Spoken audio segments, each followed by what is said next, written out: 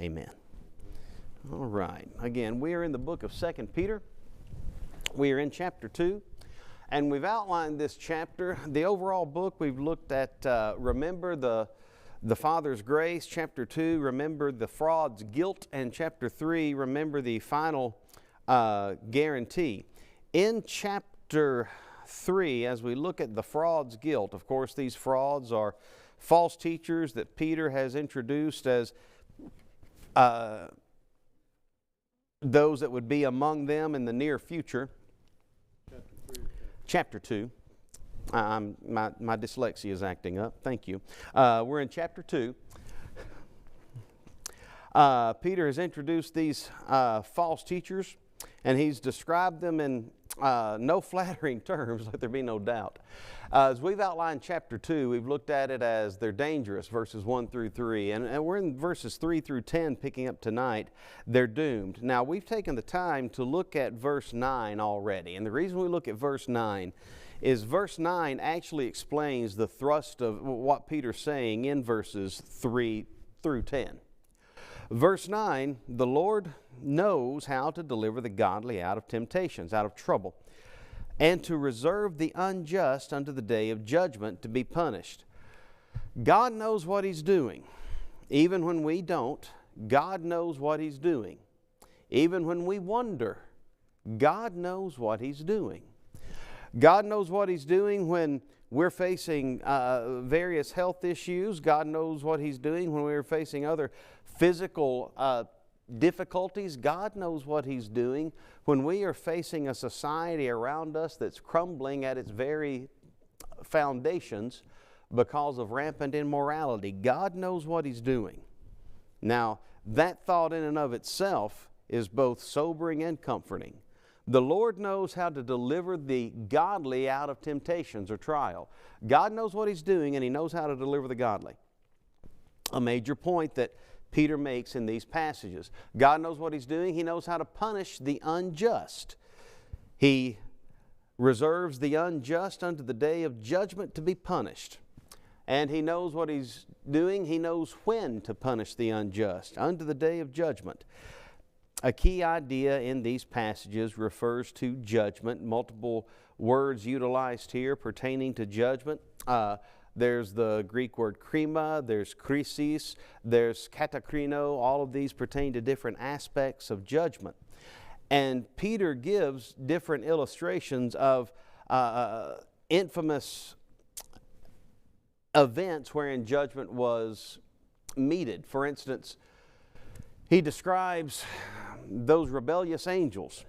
Verse 4, if God spared not the angels that sinned, but cast them down to hell, Tartaros, and delivered them unto the chains of darkness to be reserved unto judgment, if God didn't put up with the angels that rejected Him, if He didn't let them get away with it, verse 5, and if He spared not the old world, not just a society, not just a nation, but the old world, spare not the old world, but saved Noah, the eighth person, a preacher of righteousness, bringing in the flood upon the world of the ungodly.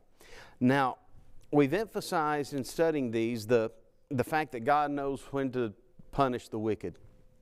Something that's worth highlighting here, God saved Noah. Biblically speaking, how did God save Noah?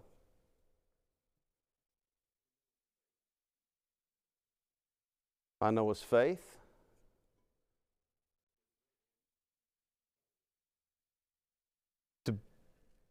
Okay.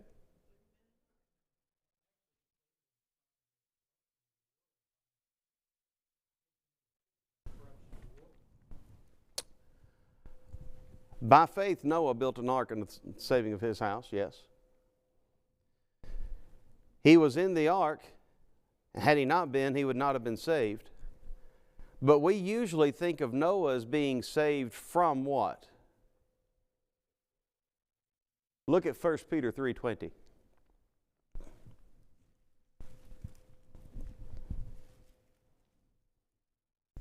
1 Peter 3:20. The end of that verse, Noah was saved by what? Through water. By water, the King James has, or through water. No, he wasn't saved by water or through water. He was saved from it. No, he was saved by it. The very event that brought so much catastrophe, that left so much death and destruction and desolation, was Noah's salvation. Christians in America, are we listening?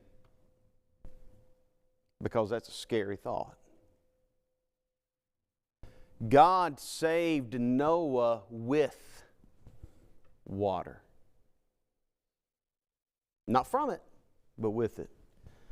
The ark was just part of the package, which Noah by faith built because God told him to do it. Now move that thought forward and look at verse 6. We're in 2 Peter 2 again. 2 Peter 2 verse 6. Not only did God judge the old world and then deliver Noah, but verse 6, He turned the cities of Sodom and Gomorrah into ashes. This would be Genesis chapter 19. Turned the cities of Sodom and Gomorrah into ashes, condemned them with an overthrow, making them an ensample unto those that hereafter should live ungodly. They're an example for those that would choose to live in such a way. Their sin was fornication. Jude would describe it as going after strange flesh. The sin of Sodom and Gomorrah was a very specific form of fornication, homosexuality. But it was driven by pride, according to Ezekiel 16:49. This was the sin of thy sister Sodom, pride, idleness of hands, fullness of bread. Sodom and Gomorrah were in a well-nourished area where they felt like they had everything they needed, and when they had everything they needed, they decided to do whatever they wanted. Christians in America, are we awake? Are we paying attention to what an abundance of blessing can do to a society's pride and where that pride can lead? We made the note last week, and it's worth repeating as we move forward quickly. When the people of Sodom and Gomorrah, Sodom marched to Lot's house and knocked on the door demanding to have their way with his angelic guests, that's what you might call the world's first pride parade. And brethren, it's the same kind of motivation that leads to such lifestyles and mindsets. There's pride. Now, let's keep moving forward, because it's not just about judgment on the wicked. Peter's giving comfort as he moves through these passages. Verse 7, and delivered just Lot. That's not just only. He delivered only Lot. No, this is just dikaios, just equitable, just righteous. He delivered righteous Lot. Just as Noah was a preacher of righteousness, back up in verse 5, God delivered righteous Lot, who was vexed, katapaneo, labored down, vexed with the filthy conversation of the wicked. Filthy conversation, aselgeia, related to lasciviousness, their lewd lifestyle. Lot was vexed with the way they behaved. By the way, their filthy conversation, their lewd lifestyle, this was not just a one-time event. This was not just one occasion where they acted up and manifested such behavior. This was the last straw. Lot was vexed with the filthy conversation of the wicked. Now, notice the expanded explanation given in verse 8. For that righteous man, there's emphasis on righteousness again, dwelling among them in seeing and hearing, vexed, different word. This is not katapaneo of verse 7, labored down. This word is basinadzo. This is tortured. By living there and seeing the way they behaved, he was in Guantanamo Bay being waterboarded. By living there and seeing the way they acted, he was having his toenails plucked out one by one. By living there and watching their behavior, he was strapped to a board with one drop just hitting on his forehead every 8 seconds. Water torture. He was being tortured. Whether you want to talk about it as physical pain or psychological, he was being tortured. Are we labored down when we see the same things Lot had to watch? Are we tortured when we turn on the news and we read about a Congress, a Senate that has just put forward a bill, some 62 to 30 some odd, in favor of a nationwide federal recognition, legalizing of same-sex marriage. Oh, it's already allowed and permitted, but this would codify it, they say. Are we tortured when we see a society crumbling at its foundations? Are we labored down? Does it burden us? Or do we just get used to it? Like, by the way, Lot's wife apparently did. Do we just get used to it and let it become part of us, like apparently was not so far from the case with Lot's unmarried daughters? Vexed, katapaneo, labored down. Vexed, basenazo, tortured. Verse 8, that righteous man, Lot, dwelling among them and seeing and hearing, vexed, tortured his righteous soul from day to day with their unlawful deeds. It hurt Lot every day to see what was taking place in the society around him. How many people like to hurt? How many people enjoy pain? You know what the benefit of pain is? Let you know about danger. Let you know about what's about to cause, be a threat not only to well-being but life. It ought to hurt us when we see what's taking place in a society around us that looks more and more like what Lot was beholding each day. Keep in mind, Christians of 2022, the Lord knows how to deliver the righteous, the just, the godly out of temptations, and to reserve the unjust, to preserve them, to put them on layaway, waiting for the day of judgment, to be punished.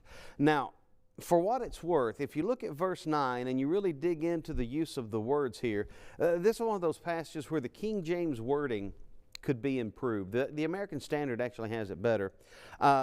Carries the idea of God knows how to reserve the unrighteous under punishment until the day of judgment. The word translated punished or punishment is the idea of pruned. Why do you prune a bush?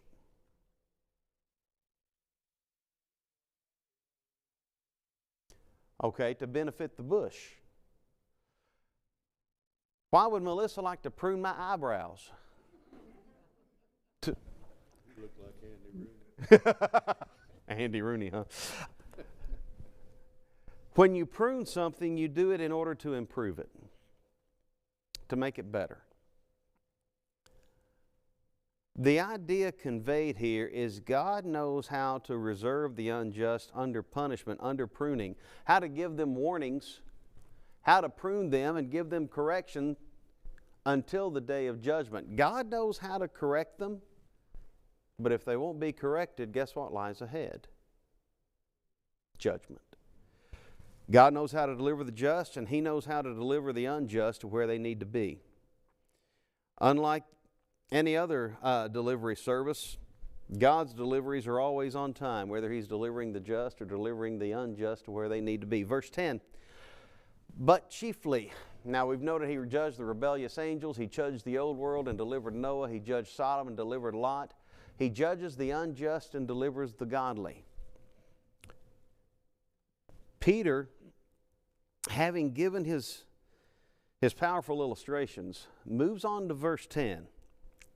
He says, but chiefly, in case you're wondering who these ungodly are in our day, Peter says, in case you're wondering who I've got in mind, here, let me give you their DNA strand. Them that walk after the flesh in the lust of uncleanness and despise government. Presumptuous they are, self-willed. They are not afraid to speak evil of dignities. Peter gives 5 traits of apostates here. In case anyone's wondering who it is that it can expect to be punished, Peter says it's those who indulge in iniquity. They walk after the flesh in the lust of uncleanness. walk after the flesh. They're pursuing what is carnal, physical, in the lust, epithumia, desires of uncleanness. They simply want to indulge themselves. If it looks pleasing, if it looks in any way physically satisfying, that's what I want to chase. What are we telling young people today? No, I'm not talking about those young people, young adults. We're talking about the ones that are 4, 5, and 6 years old that are being told, well, if you think you're something else, why do we have states in this union wherein it is illegal for parents to take their children to gender therapy? Could it be because we're so engulfed in pride and in physical desires that we are working on ingraining it into the subsequent generations? By the way, we're going to see that described in graphic detail once we get down to verse 14. For now, verse 10, they're chasing after the flesh and the lust of uncleanness. They despise government. They despise authority. Jude uses the exact same words in Jude, I believe it's verse 8, despise dominion. They despise authority because no matter what, they are right and authority is wrong. Christians in America, we don't live in a society where the automatic assumption is that those that wear the uniform, the authority, the law are automatically wrong, do we? Yes, we live in a society where the accused are guilty until proven innocent, and we thank God for that. But we also live in a society where those that are tasked with upholding and enforcing the laws are under more scrutiny than anyone else. Why? Because we despise authority. You can't tell me what to do. Who made you ruler over me? And the sad situation is, just as in a place called Corinth, when the arrogance and the iniquity and the fornication had so imbibed the culture that it was actually ingrained in the members of the church, the same's happening in our society. The same mindsets that we see being portrayed on the news every time you decide to open up that app and see what's taking place, or every time you decide to turn on the television and get a little bit more depressed by watching the local news or the national news, everything that we're seeing is not only impacting the society around us. How many people treat elders as though they're always wrong? How many have been doing that for decades? How many hear the Bible preached and they say, well, that's just the preacher's opinion, when all the man said was book, chapter, verse? Stand up and preach Matthew 19:9 in roughly half of the congregations that have Church of Christ out front nowadays, and see how well they're going to receive the authority of God. They're just going to turn it into assault upon the speaker and shoot the messenger and claim that the message was distorted. Why? Because they despise dominion. Keep moving forward in verse 10. They walk after the flesh and the lust of uncleanness. They despise government. They are presumptuous. So these people indulge in iniquity. They disdain dominion, and they just dare danger. I laugh in the face of danger. Ha, ha, ha, ha, ha. Yes, I quoted Simba. You can chuckle if you'd like. These are those that laugh in the face of danger, but we're not talking about mere physical danger. We're not talking about people that are willing to go bungee jump or try parachuting. We're talking about people that laugh in the face of spiritual danger because they don't think anything's dangerous anymore. We're talking about people that claim the law does not apply to them, that claim that sin does not impact them, that claim that they can do whatever they want to do. They are daring. In fact, some of their daringness involves the sins that they commit that indeed endangers their lives. Glance down for just a moment at what's said in the beginning of verse 14. Their eyes are full of what? What's that mean?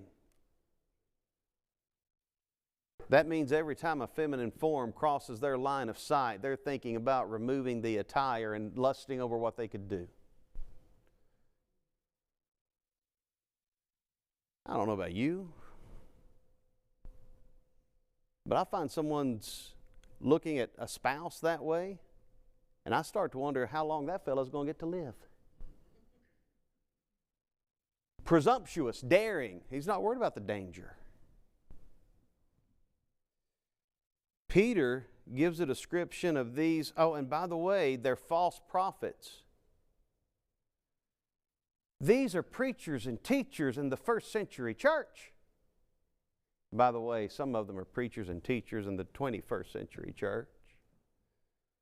Eyes full of adultery. You can't tell them what to do. No, if an eldership tries to sit down and talk with this preacher, they better watch their step with him. They presumptuous, daring, self-willed. That's very well translated.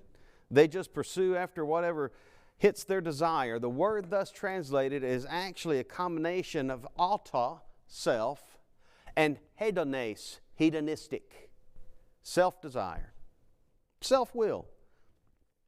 We're going to do what I want to do because I want to do it. That's it. That's the way they think. And are not afraid to speak evil of dignities. Now this statement's interesting. This shows just how daring and presumptuous and oblivious they really are. Not afraid to speak evil of dignities. We first read this, and it absolutely applies to their refusal. Their refusal to be afraid to blaspheme proper leadership. The word translated "speak evil" is blasphemeo, blasphemy. They are not afraid to blaspheme, speak against, speak evil of dignity's authority. Back in Exodus 16, when Moses was being God's tool to lead the children of Israel out of Egypt, and they decided they wanted to complain about food and water, Moses and Aaron told the people, Exodus 16:8, "You've not murmured against us, you've murmured against God." When we speak evil of the authority that God has put in place, we speak evil not of the elders, not of the appointed deacons, not of the proclaimer of God's Word, not of the Bible class teacher or of the godly parent trying to do God's will in a godly home. When we speak evil of those authorities that God has put in place, we speak evil of God. Now, it is incumbent upon us to recognize when there is iniquity in places of authority, and the Apostle Paul did when he wrote the book of Ephesians. Nevertheless, even when there's iniquity in the place of authority, Romans 13, the powers that be are ordained of God. Thus, we're to watch our step. So, when we look at the statement made at the end of 2 Peter 2:10, they're not afraid to speak evil of dignities. This absolutely applies to the idea of proper authorities. But take it a bit further. Look at verse 11. Whereas angels, which are greater in power and might, strong in strength and power, bring not railing accusation against them before God. Now, whereas these apostates, being described in verse 10, they won't hesitate to speak evil of dignities. The angels, which are far greater in power than might, one angel killed 185,000 in a night. 2 Kings 19, they all woke up dead according to the end of the chapter. That's what it says. When they arose in the morning, they were all dead. 2 Peter 2:11, angels, which are greater in power and might, bring not railing accusation against them. Against whom? Against the same dignities. Compare this with Jude verse 9. Jude would make the point, Michael, the archangel, when contending with the devil, doth not bring against him a railing accusation, but saith the Lord rebuke thee. Jude's epistle is a declaration that what Peter warned in 2 Peter 2 had come to pass by Jude's day. And Jude helps us to understand more about exactly what Peter has to say. The dignities of which these folks are speaking evil, 2 Peter 2:10, are the dignities of which the angels would not give a railing accusation, 2 Peter 2:11. Just like Michael, the archangel, would not bring a railing accusation even against the devil, Satan, Jude verse 9. Yet these individuals, being described in 2 Peter 2:10, they will speak evil of dignities, not only human dignities, they're going to speak against powers they don't understand. Maybe they're disdaining the idea of those spirits that Jesus cast out. Maybe they're disdaining the angels that serve God, or the idea of God's providence being involved, because remember, the Hebrews writer said that angels are sent forth to minister unto those that are heirs of salvation, Hebrews chapter 1. We're not told exactly what they're disdaining, but they don't hesitate to speak evil of dignities or glories. Doxa is the word translated dignities.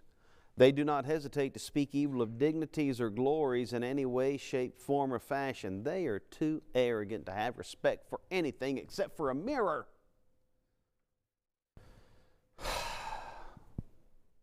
And they're doomed. Now, having conveyed those ideas, they indulge in iniquity, they disdain dominion, they dare danger, they serve self, they're self-willed, and they defame dignity. Speak evil of them. They are dangerous, verses 1 through 3. They're doomed, 3 through 10. Now, we're going to pick up in verse 10 and move forward. Not only are they dangerous and doomed, but they're dirty. Notice verse 10, they walk after the flesh and the lust of uncleanness. Or you look at the end of verse 12. They shall utterly perish in their own corruption. The word translated corruption carries the idea of decay or ruin. And that same word translated corruption in 2 Peter 2:12 is used earlier in the verse, and it is translated destroyed. It means decay. It means ruin. They're dirty. Uncleanness, corruption, they're dirty. Or you look down at verse 19 rather. Here's the same word. They are servants of corruption. They're dirty. Verse 20, if after they've escaped the pollutions of the world, but they're entangled therein and overcome, we're talking about lives that are dirty. And that's what these false teachers are. They're just plain dirty. They're filthy. You ever have a conversation with someone, you walked away and you felt like you needed a shower? You ever be in the presence of someone that you felt filthy? It's a crying shame when those are the people that think they ought to be teaching the classes. It's a crying shame when those are the ones that are getting their names put out in the Brotherhood publications and being promoted as, oh, such a great teacher. They're nothing but a bunch of hot air is all they are. Again, those aren't my words, because Peter's going to say that they're clouds carried about of a tempest down in verse 17. They're nothing. They're dirty. Now, as we look at the words of these dirty teachers, they speak dirty words of insolence. We've already noted verse 10, connecting it with the previous verses in terms of who can expect destruction. But now we want to look at verse 10 again, just briefly, and note that the details conveyed in verse 10 essentially give us an overview of everyone Peter is about to smack around in verses 11 through 19. Those that chase after uncleanness, those that despise government, they're rebellious, those that are presumptuous, self-willed, that are not afraid to speak evil of dignities. Verse 11, these are the ones that aren't willing to speak, that are unafraid to speak evil of dignities. They're insolent. They'll speak evil even of the angels. Verse 12, these as natural, physikos, we get the word physical from it. Natural, physical, brute, alagos, illogical, unreasonable, unreasoning. These are physical, brainless beasts. They're not acting with reason and logic. Oh, by the way, this would be a particular affront to the Gnostics who claimed that they understood the Logos. But you'll remember the Apostle John started an entire gospel account focusing on the Logos, the Word, and identifying the Word as Christ. Peter says, these don't got no Logos. They are natural, brute, alagos, beasts without logic. They're like the beasts that are made to be taken, literally captured and destroyed. They're like beasts that the only purpose they serve is to be captured and killed. They speak evil of things that they understand not. They're going to deride and speak evil. They're going to blaspheme what they can't even comprehend. And verse 12, they shall utterly perish in their own corruption. The Proverbs writer gave some advice about how to deal with people who run their mouths more than their brains. He said, answer not a fool according to his folly, lest thou also be like unto him. Proverbs 26:4. But then, Proverbs 26:5, he said, answer a fool according to his folly, lest he be wise in his own conceits. Here on this occasion, Peter is answering the fools according to their folly before their folly is even manifested. He's declaring the way they're going to behave, pointing out their folly, their illogical behavior, the way that they'll speak against what they don't even understand. Agneo, they don't have a full and complete understanding.